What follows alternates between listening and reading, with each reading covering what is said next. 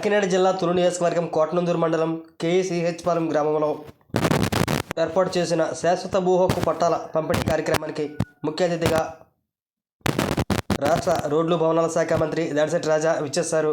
ఈ కార్యక్రమంలో ఆయన మాట్లాడుతూ రాష్ట్రంలో ఎప్పుడూ ఇన్ని సంక్షేమ పథకాలు అమలు చేసిన సీఎం ఎవరూ లేరని, ఆ ఒక్క జగన్ మాత్రమే ఇన్ని సంక్షేమ పథకాలు అమలు చేయగలుగుతున్నాడని, కరోనా వంటి కష్టకాలంలో కూడా సంక్షేమ పథకాలను ఎప్పుడూ ఆపలేదని అన్నారు. పార్టీలతో సంబంధం లేకుండా ప్రతి ఒక్కరికి సంక్షేమ పథకాలు అందే దిశగా వైఎస్ఆర్ గవర్నమెంట్ పనిచేస్తుందని, అందుకే రేపు వచ్చే ఎలక్షన్లో వైఎస్ఆర్ గవర్నమెంట్ని మంచి మెజార్టీతో గెలిపించమని ప్రజలను కోరారు.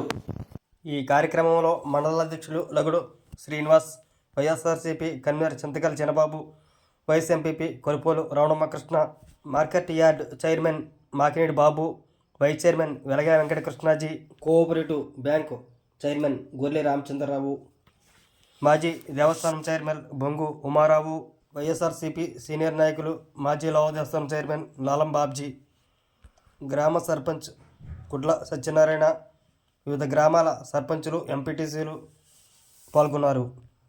గ్రామాన్ని అభివృద్ధి పనులు నడిపించాలి. ఎక్కడ కూడా ఏ ఇబ్బంది కలగకూడదంటే ఇందులోకి మనకి అన్ని విధాలు కూడా మీ సహాయ సహకారాలు అందిస్తూ మనకి అన్ని విధాలు కూడా మన మంత్రివర్యులు ఏ కష్టమున్నా కరోనా విషయంలో కూడా ఏ కష్టమున్నా నేనున్నానో, ఏ రాత్రి ఏ భయం పంచిపెడతారని మీ అందరికీ తెలుసు. లేకుండా మరి ముఖ్యంగా ఏ పథకాల మండలంలో అందరికంటే ముందు ముందుగా ఉంటారు.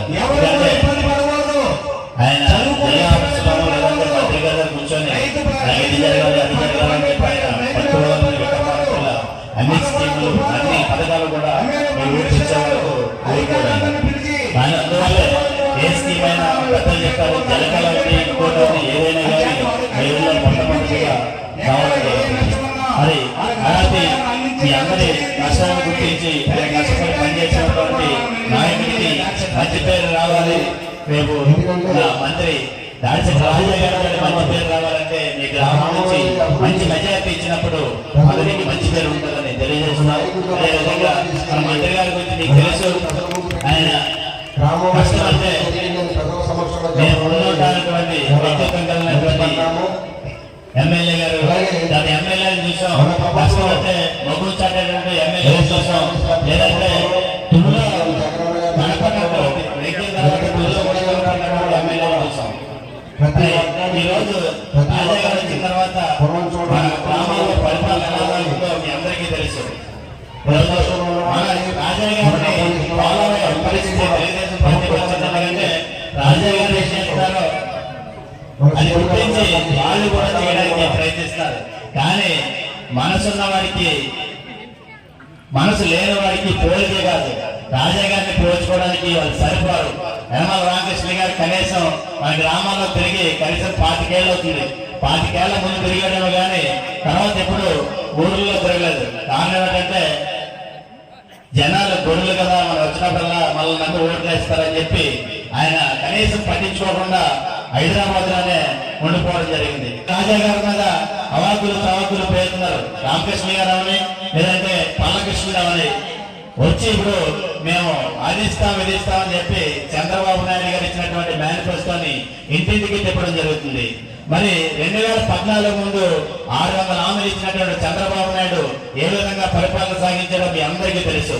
కనీసం ఒక్క స్కీమ్ కూడా పర్ఫెక్ట్ గా జరపకుండా అలగోలగా జరిపించి 5 ఏళ్ల పరిపాలన సాగించినటువంటి చంద్రబాబు నాయుడు కావాలా, లేదు నెగ్గిన దగ్గర నుంచి కూడా టైం టేబుల్ ప్రకారంగా అందరికీ సంక్షేమ పథకాలు ప్రవేశపెట్టినటువంటి జగన్మోహన్ రెడ్డి గారు కావాలని ఒక్కసారి ఆలోచించేయమని చెప్తున్నాను. ఈ గ్రామానికి జలకళ బోర్డు పంపిణీ నిమిత్తం అదేవిధంగా సుమారు 587 మంది లబ్ధిదారులకి పట్టాలు, భూ పంపిణీ నిమిత్తం ఈ గ్రామానికి రావడం జరిగింది. బాడీ లాంగ్వేజ్ ఒకసారి వాళ్ళు చెప్తూ ఉంటారు, జగన్ గారు చెప్పినవన్నీ మేము చేసేద్దాం, జగన్ గారు ఇచ్చి అన్ని మేము ఇచ్చేస్తాం అని మాట్లాడుతూ ఉంటారు. ఎప్పుడో 2003లో రాజశేఖర్ రెడ్డి గారు పంపిణీ చేశారు భూములు. మళ్ళీ ఇప్పుడే మనం పంపిణీ చేస్తున్నాం. మధ్యలో చాలా మంది వచ్చారు కానీ చేయలేదు. ఇప్పుడు వస్తే చేస్తారట.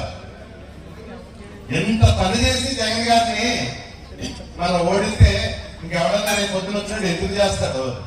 ఎంత చేసి జగన్ గారిని మనం ఓడించుకుంటే. కానీ ఆ అభిమానం